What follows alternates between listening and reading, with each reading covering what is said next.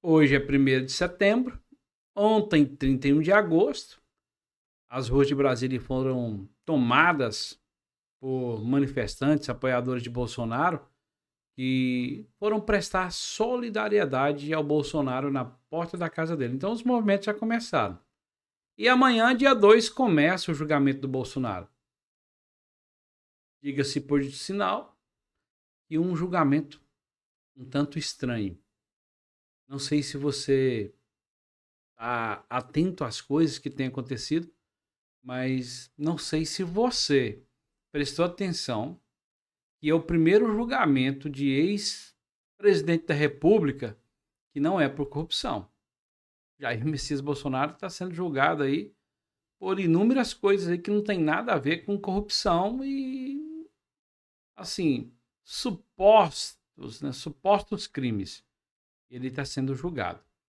E eu vou trazer para vocês aqui uma matéria do 360 Diário, que mostra justamente isso aqui, por que está sendo julgado, e assim, tentaram indiciar ele por cartão de vacina, por baleia, tá importunando baleia, por ter ido em embaixada, uma série de coisas, mas só que não colou.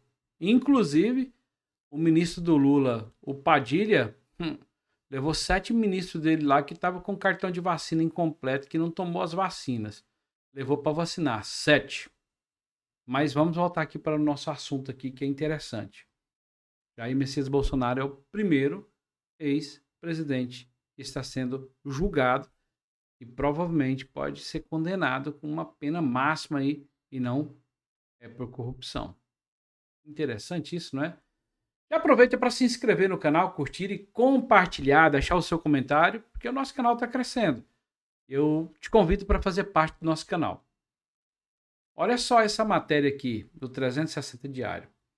O Supremo Tribunal Federal, o STF, inicia em 2 de setembro de 2025 o julgamento de Jair Bolsonaro, que é amanhã, né? Acusado de liderar uma suposta tentativa de golpe de Estado após as eleições de 2022. Agora que entra aqui aquilo que a gente vinha falando. É a primeira vez que um ex-presidente brasileiro será julgado por crimes contra a democracia. Sempre esse povo falando de crimes contra a democracia, né? Como tentativa de abolição violenta de Estado Democrático de Direito e organização criminosa. Uma organização criminosa que não tem armas, não tem ninguém que é associado um ao outro, pessoas que foram, mas vamos lá.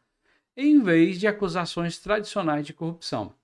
A denúncia da Procuradoria-Geral da República, a PGR, aponta Bolsonaro como o principal articulador de um plano para impedir a posse de Luiz Inácio Lula da Silva. Ele foi lá para os Estados Unidos, Mourão passou a faixa, inclusive todo mundo que o Lula indicou, ele aceitou de bom grado e impulsou. Aí disse que queria impedir. E em 8 de janeiro já não tinha nada. Não estou entendendo. Eu quero que você me explique. Acho que tem hora que eu sou meio lesado. Aponta Bolsonaro como o principal articulador de um plano para impedir a posse de Luiz Inácio Lula da Silva, envolvendo aliados como generais, ex-ministros, culminando nos atos de 8 de janeiro de 2023. O processo é conduzido pela primeira turma do STF. É marcado por críticas e a celeridade. Vamos passar para cá aqui para mim ler ali, tá? Só um minutinho. O processo conduzido pela primeira turma do é marcado por críticas e celeridade e a condução do ministro Alexandre de Moraes, acusado por apoiadores de Bolsonaro de agir com parcialidade e acelerar o caso por motivos políticos. A atuação do STF neste julgamento tem gerado controvérsia, com acusações de que a Corte está extrapolando suas funções ao priorizar um processo que muitos consideram baseado em provas frágeis, como a delação de Mauro Cid, questionada por sua credibilidade.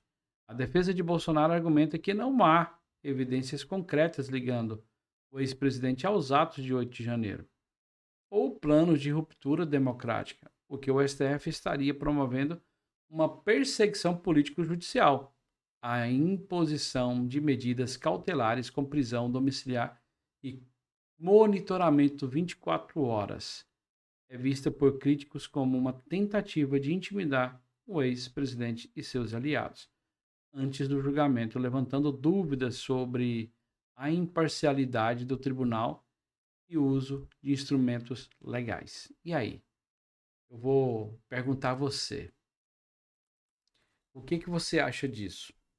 Você acha que Alexandre de Moraes está cometendo excessos, ele está acelerando, que é uma perseguição político-judicial? O que que você acha? Você concorda com a matéria aqui, com alguns pontos que a matéria trouxe, né, como a prisão domiciliar, monitoramento 24 horas, inclusive querendo colocar pessoas dentro da casa de Bolsonaro, como o próprio Jeffrey Chikini falou que o próprio quintal, que a PGR falou que não precisava, que não aprovava aquela medida assim, mesmo assim o Alexandre de Moraes foi lá e falou, ó, pera lá, então não vamos colocar na casa, não vamos colocar no quintal. Aí o Jeffrey Chikini veio e fez um vídeo muito bem elucidado, muito bem explicado, falando que quintal também faz parte da casa. Todas as áreas comuns que são usadas pelo morador, ela é particular e faz parte da residência, né? Inclusive, já falei em outra matéria, existem terceiros ali dentro, que a própria esposa dele e a filha dele, menor de idade, está lá. Então, assim, muitos excessos, né, segundo a matéria vem falando aqui, foram cometidos. E eu acho que não houve em nenhum outro lugar. O próprio Lula ali foi conduzido para Curitiba, foi muito bem tratado pela Polícia Federal. Bolsonaro, eles estão querendo colocar ele na papuda. O Lula, se eu não me engano, eu quero que você refresque a minha memória. Se eu não me engano, o Lula tem a 4ª série primária por aí. Não é militar, não tem nenhum privilégio de nada disso tudo. Enquanto o Bolsonaro, um capitão do exército, está preparando para levar ele para papuda lá em Brasília. Muita gente aplaudindo, né? E aí, o que é que você acha? Complicado, né? Já deixa o seu comentário. Vamos acelerar aqui, porque senão fica muito longa aqui a matéria. Vamos dar uma aceleradinha. Vamos trazer a segunda aqui agora, para a gente comentar sobre isso aqui também. Pois é, amanhã começa o julgamento.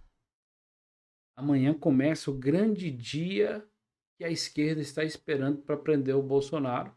Nós que somos de direita, esperando ele ser absolvido e volte a ser candidato, ser elegível novamente.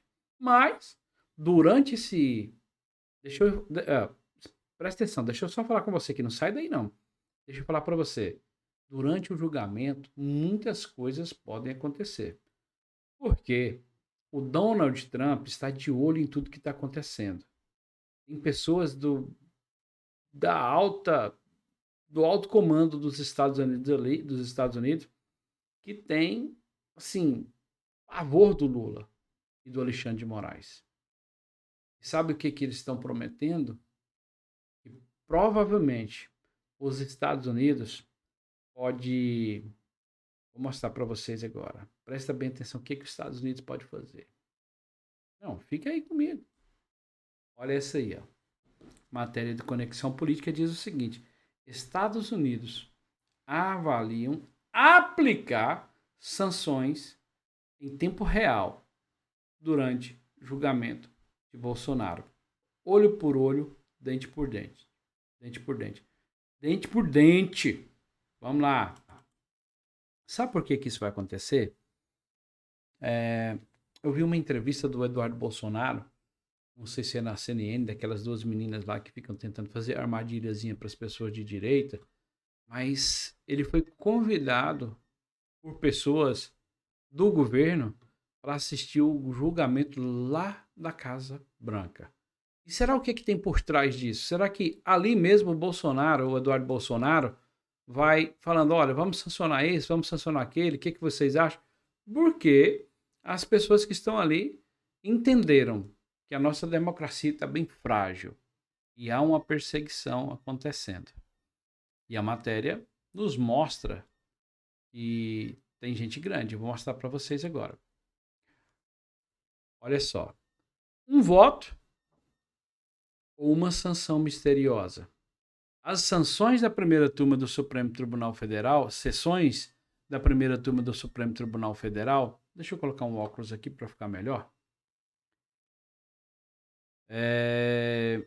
serão acompanhadas em tempo real por Washington, segundo fontes ligadas à administração de Donald Trump.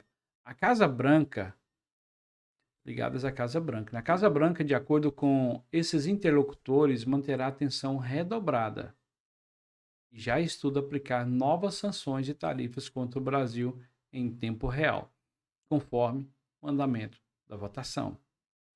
A medida em avaliação não foram detalhadas oficialmente, mas incluem hipóteses como cassação de vistos de autoridades brasileiras, bloqueios financeiros a integrantes do STF e uma nova rodada de exclusões de produtos da lista de exceções do tarifaço de 50% imposto contra exportações brasileiras em agosto. O pacote dependerá, segundo as mesmas fontes, da decisão política de Donald Trump, diante do destino judicial de Bolsonaro. O republicano já havia vinculado a questão comercial ao processo do Supremo, em carta oficial na qual comunicou o tarifaço, classificou o julgamento como caça às bruxas e pediu sua interrupção imediata. Em declarações recentes, voltou a defender o ex-presidente, chamando de um homem honesto, e condicionou a retomada de negociações a respeito de tarifas à resolução da questão judicial. Atualmente, não há tratativas formais de comércio entre os dois países.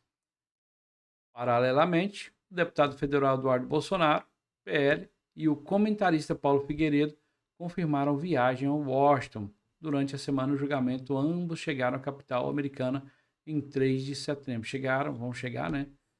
Em 3 de setembro, segundo dia das sessões, com a missão de relatar o andamento do processo a pessoas ligadas à Casa Branca.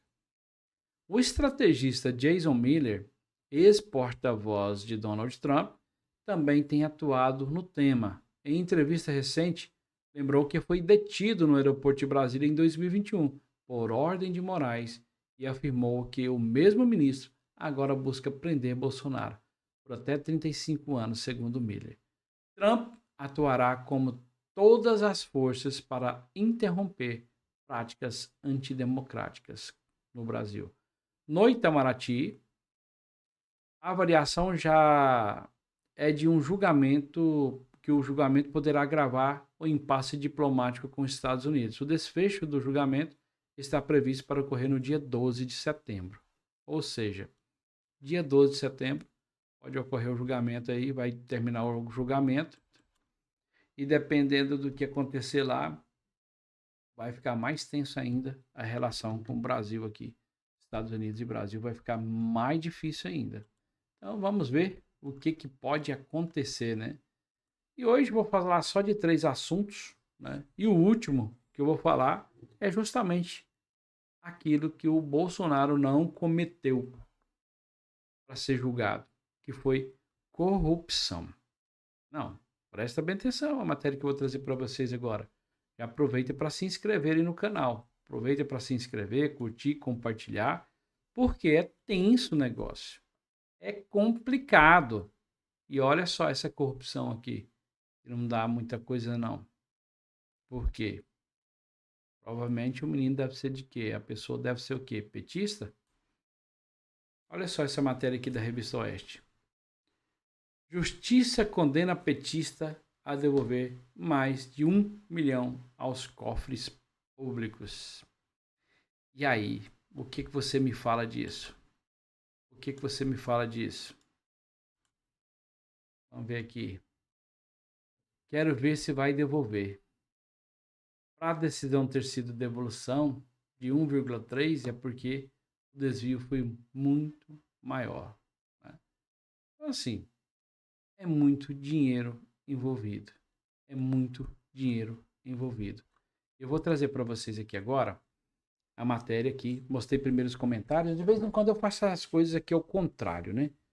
Mas a matéria diz o seguinte: a segunda Câmara do Tribunal de Contas do Estado da Bahia, TCE Bahia, reprovou a prestação de contas do convênio firmado entre a Companhia de Desenvolvimento Urbano do Estado da Bahia e a Prefeitura de Piraí do Norte. Com a decisão, o ex-prefeito Ulisses Araújo de Menezes Veiga, do PT, foi condenado a devolver 1,3 milhão, valor correspondente à primeira parcela liberada do ajuste, acrescido de correção monetária e juros de mora, além de multa de 3 milhões. Olha aí, uma multinha de 3 milhões aí, ó. 3 mil, né? Tá, 3 mil, né? Jamais que ia fazer pagar uma multa de 3 milhões. O convênio tinha como objetivo a pavimentação em paralelepípedos. Depois vou fazer um trocadilho e brincar com vocês com esse paralelepípedos aqui. E a drenagem de 14 ruas no bairro Santo Antônio Mamédio, no município baiano, apesar do repasse da primeira parcela. As obras não foram executadas e não houve apresentação de prestação de contas. O valor total da obra era de 2,6 milhões. E como diz o Silas Malafaia, pasmem, não foi feita de jeito nenhum. Paralelepípedo, diz aí, repete comigo, paralelepípedo. Quando eu era criança, minha mãe brincava comigo, né? Assim, repete aí, paralelepípedo. E a gente ficava, paralelepípedo. Aí quando a gente conseguia falar paralelepípedo, aí ela falava assim, agora fale comigo. O original não se desoriginaliza. Fale comigo agora. O original não se desoriginaliza. A gente começa, o original não se desoriginaliza. O original. Então, assim, me lembrei agora da brincadeirinha que a minha mãe fazia com a gente quando a gente era criança. O original não se desoriginaliza. Como era difícil de falar essa frase. Mas voltando ao assunto aqui, os próprios comentários disseram, se mandador devolver 1.300.000, provavelmente era muito mais dinheiro. E Jair Messias Bolsonaro não está sendo condenado por corrupção. Está sendo condenado aí, ou julgado, né? Condenado. Provavelmente a gente fala condenado porque na atual conjuntura do Brasil, provavelmente o nosso querido capitão será condenado, né? Enquanto João Willis, não, Janones fez rachadinha, pegou dinheiro, confessou, não deu nada. E eu falo para vocês, se brincar, nem devolveu o dinheiro que foi determinado devolver. Vocês duvidam disso? Se a gente for atrás, se brincar, não está nem pagando aquilo que foi determinado a devolver. Acusou aí todo mundo de rachadinha e no final ele era o rachador. Esse é o Brasil que nós vivemos. E aí?